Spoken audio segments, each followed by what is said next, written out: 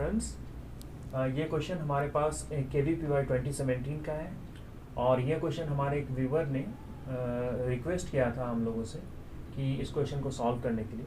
तो आइए इस क्वेश्चन को देखते हैं। क्वेश्चन आपके सामने लिखा है। अब देखिए, ये जो सीरीज़ है 1 + 1/2 + 1/3 + 1/n, उस पर एक कंडीशन दिया है कि that is greater than equal to 4 और आपसे पूछ रहा है कि n का वैल्यू क्या होगा।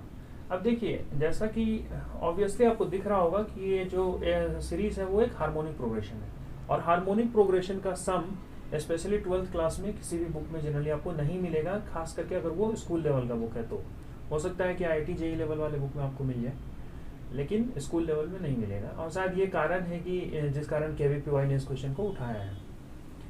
अब देखिए, इस क्वेश्चन में अगर आपको फॉर्मूला पता हो एग्जैक्टली कि हार्मोनिक प्रोग्रेशन का सम कैसे हम लोग लिखते हैं, तब तो आपका ये क्वेश्चन हार्डली 2 मिनट में बन जाएगा।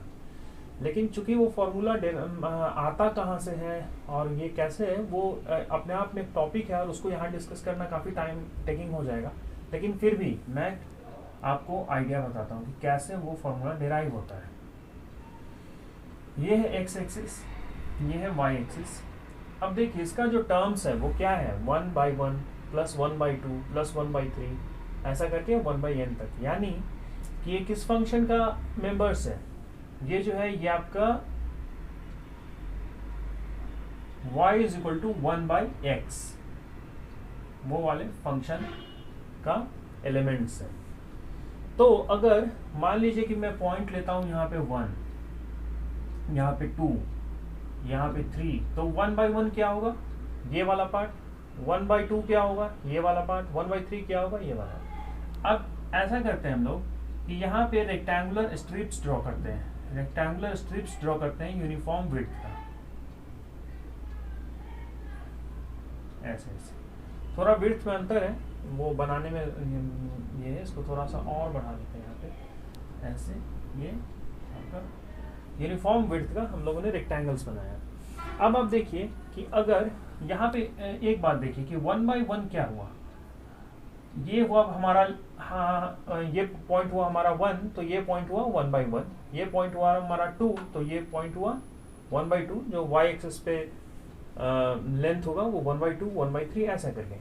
तो अगर हम लोग को एक्चुअली फाइंड क्या करना है, इन सारे रेक्टेंगल्स का एरिया फाइंड करना है और उसको समेशन निकालना है उसका। यही तो एक्चुअली हो रहा है कि ऐसा करके जो nth रेक्टेंगल होगा, मान लीजिए कि यहाँ पे nth रेक्टेंगल होगा, तो उसका भी एरिया अगर मैं निकाल लूँ और सबको सम कर दूँ तो मुझे क्या मिल जाएगा, ये वाला सीरीज मिल जाएगा मुझे, उसका समेशन। लेकिन वो तो एग्जैक्ट निकाल नहीं सकते हैं, तो ये तो जरूर बोल सकते हैं कि ये जो कर्व है 1/x, इसका अगर हम एरिया अंडर कर्व निकाल लें इस पॉइंट से लेके, यानी अगर मान लीजिए इसका विड्थ जो है वो d है टोटल, तो ये d/2 होगा। तो 1 माइनस ये पॉइंट हो गया आपका 1 - d/2 से लेके जो n पॉइंट होगा वहां पे लिख सकते हैं हम लोग, जो अपर लिमिट होगा वो होगा n + d/2।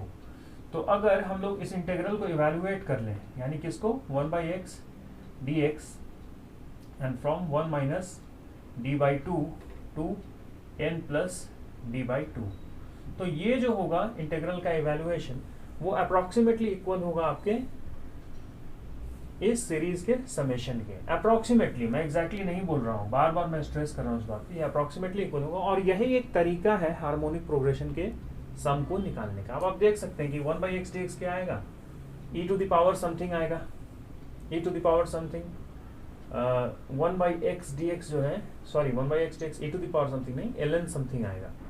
तो ln x आएगा और ln x पे ये हम लोग लिमिट्स पुट करेंगे तो हम लोग निकाल सकते हैं कि हमारा ये क्या होगा। तो अब मैं चूंकि मैंने आपको एक ओवरव्यू दे दिया कि ये कैसे डेराइव करते हैं ये फॉर्मूला और कैसे निकल के आएगा, और ये यही तरीका है। अगर आप इतना समझ रहे हैं दैट मीन्स आप वो कैलकुलेट भी कर सकते हैं। तो अब आइए कि हम लोग देखते हैं कि चूंकि अगर हम लोग एग्जाम में अपेयर हो रहे हैं और हमारे पास फॉर्मूला रेडीमेड पता हो तो ये बहुत अच्छी बात है, क्योंकि हमारा टाइम सेव हो जाएगा। तो देखिए, सम ऑफ हार्मोनिक प्रोग्रेशन का जो n टर्म्स होता है वो कैसे लिखते हैं हम लोग, 1/d ln 2a + 2n - 1 × d upon 2a - d। ठीक है, देख रहे हैं ना ln वाला टर्म आ रहा है जो हमारा उस अप्रोक्सीमेशन में भी आ रहा था। अब देखिए ये a क्या है, ये a है AP का फर्स्ट टर्म, AP मतलब जो डिनोमिनेटर का AP है उसका फर्स्ट टर्म। b क्या है, वो AP जो डिनोमिनेटर है जिस AP में उसका कॉमन डिफरेंस। तो यहाँ से हम क्या लिख सकते हैं, a का वैल्यू 1, d का वैल्यू 1, तो हम लोग लिख सकते हैं ये तो 1/1 1 ही होगा, ln 2 plus 2n minus 1, d का वैल्यू 1 है, और divide by 2 minus 1, and that should be equal to approximately हमारा क्या होना चाहिए, ये करा है greater than equal to 4, greater than equal to 4। तो यहां से हम लोग क्या लिख सकते हैं, ln 2n plus 1 is greater than equal to 4, यानी 2n plus 1 is greater than equal to e to the power 4। ठीक है, अब यहां से लिखा जा सकता है e टू द पावर 4 आ रहा है ये, तो 2n is greater than equal to e to the power 4 minus 1। अब e टू द पावर 4 का वैल्यू क्या आएगा, समथिंग 53 पॉइंट समथिंग ऐसा करके आएगा। मान लीजिए कि वो 54 आता है, अप्रोक्सीमेटली मैं कह रहा हूँ, तो n is greater than equal to 54 minus 1 divide by 2, ये अप्रोक्सीमेशन है। तो n is approximately equal to 53/2, यानी आपका कितना हो जाएगा 26 पॉइंट समथिंग। तो देखिए 26 पॉइंट समथिंग है, तो दैट मीन्स क्लियर कट पता चल रहा है कि ये फर्स्ट ऑप्शन होगा। ठीक है, n का वैल्यू 26 पॉइंट समथिंग, आगे पीछे हल्का सा हो सकता है 27 हो या, तो फर्स्ट ऑप्शन इसका आंसर होगा, ये तो ठीक है। अब मान लीजिए कि मुझे एग्जाम में यह फॉर्मूला याद नहीं है और मैं एग्जाम में वो कैलकुलेट भी नहीं कर सकता हूँ कि HP का फॉर्मूला एक क्वेश्चन के लिए पूरा कैलकुलेशन करना भी है, तो एक और क्या तरीका हो सकता है। तो आइए दूसरे तरीका पे बात करते हैं हम लोग कि इस क्वेश्चन को और कैसे सॉल्व कर सकते हैं। अब देखिए हमारे पास जो सीरीज है वो क्या है, 1 प्लस 1/2 प्लस 1/3 प्लस ऐसा करके 1/n तक। अब अगर मैं यहां पे लिखूं कि दिस सीरीज, यानी ये वाला सीरीज जो है हमारा, वो एक और सीरीज यहां लिखते हैं 1 प्लस 1/2 प्लस, अब देखिए यहां 1/3 है प्लस 1/4 है ना, आगे 1/4 होगा। अगर मैं इस दोनों को रिप्लेस कर दूं 1/4 प्लस 1/4 से, यानी अगर मैं इन दोनों की जगह लिख दूं 1/4 प्लस 1/4, तो क्या फर्क पड़ेगा सीरीज में, ऑब्वियसली 1/4 जो है वो छोटा होगा 1/3 से, और मैंने 1/3 को हटा के एक छोटा वैल्यू डाल दिया, मतलब क्या कि ये सीरीज बड़ा हो रहा है अभी इससे। समझ रहे हैं ना आप लोग बात, कि सिंस 3 इज ग्रेटर देन 4, तो 1/3 इज लेस देन 1/4। तो मैंने क्या किया, 1/3 की जगह एक छोटा वैल्यू डाल दिया, तो ऑब्वियसली ये सीरीज बड़ा होगा इस सीरीज से। ऐसा ही मैं आगे भी करूंगा। अब 1/4 के बाद मेरे पास क्या आएगा, 1/5 प्लस 1/6 प्लस 1/7 प्लस 1/8, ऐसा मैं क्या करता हूँ 1/5 से लेके 1/8 को, जो टर्म्स हमारे पास आएगा 1/5 प्लस 1/6 प्लस 1/7 प्लस 1/8, इन सब की जगह मैं 1/8 डाल देता हूँ। मैं ऐसा मैं क्यों कर रहा हूँ ये आपको पता चल जाएगा कुछ देर में। 1/8 डाल देता हूँ, 4 बार मैंने 1/8 लिख लिया। ठीक है, अब 1/8 के बाद क्या आएगा, 1/9 10 11 12 13 14 15 16। अब मैं क्या करता हूँ, वहां से लेके सारे टर्म्स को 16 तक मैं 1/16 कर लेता हूँ, यानी 1/16, और ये कितना बार 8 टाइम्स। ठीक है, 1/16 प्लस 8 टाइम्स। इसके बाद क्या आएगा, ये अगर वहां तक चला तो उसके बाद जो हम लोग लिखेंगे वो लिखेंगे 1/32, और इसको लिखता हूं मैं 16 टाइम्स। समझ रहे हैं ना अब मैं कर क्या रहा हूं, मैं रिप्लेस कर रहा हूं इससे छोटे टर्म्स से। उसके बाद मैं लिख सकता हूं 1/64 और डॉट डॉट डॉट 32 टाइम्स। ठीक है, 32 टाइम्स।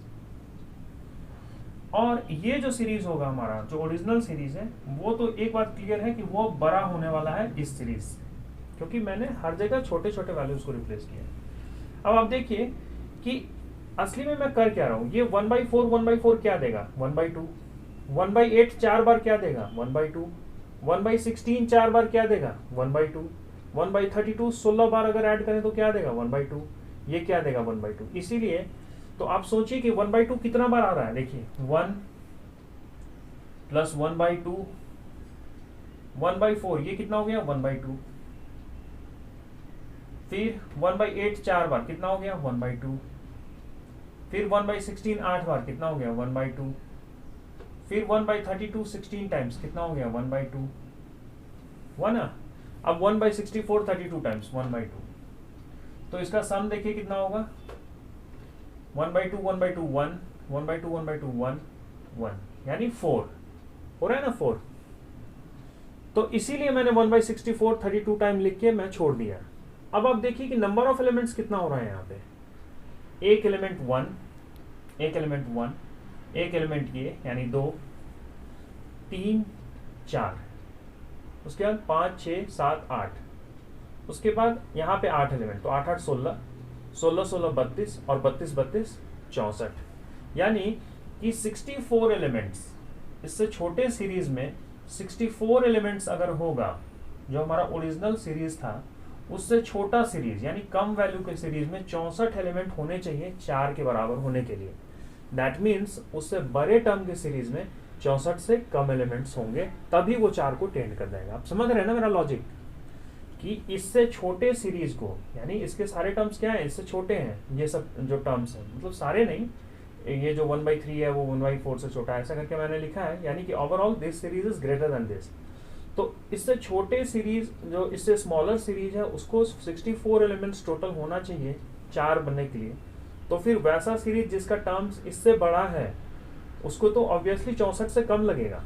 इसका मतलब एक बात क्लियर है कि जो हमारा n होगा शुड बी लेस देन 64। तो n लेस देन 64 वाला जो कंडीशन है वो आपका सिर्फ a में है, तो आप डायरेक्टली a को मान सकते हैं। तो ये एक जेनरिक मेथड था, और शायद KVPY इसी मेथड को एक्सपेक्ट कर रहा होगा कि स्टूडेंट्स इसी मेथड से सॉल्व करें, क्योंकि HP का सम निकालना सब लोगों को याद नहीं रहता है। तो आई होप आप लोगों को ये सॉल्यूशन अच्छा लगेगा, और सेकेंड मेथड स्पेशली आप लोगों को हेल्पफुल होगा। कुछ रटने की ज़रूरत नहीं है इसमें, लेकिन फिर भी फर्स्ट मेथड में जो मैंने सिखाया कि कैसे हार्मोनिक प्रोग्रेशन के सम को डिराइव करते हैं, वो एक बार कोशिश कीजिएगा। और वो मैंने इसलिए यहाँ पे नहीं किया क्योंकि वो एक अपने आप में एक्सरसाइज है, वो अपने आप में एक एक्सरसाइज है, और उसको आप लोग खुद से करने का कोशिश कीजिएगा अगर आप लोगों ने डेफिनेट इंटीग्रल्स पढ़ा है तो आई होप डियर स्टूडेंट्स कि आप लोगों को ये वीडियो बहुत अच्छा लगा होगा, और शायद ये आप लोगों के नॉलेज में कुछ एक टाइनी फ्रैक्शन भी कंट्रीब्यूट कर पाए। तो I will assume that I am successful in this particular series. So thanks a lot. देखते रहिए, कमेंट करते रहिए, रिव्यू करते रहिए। Thank you.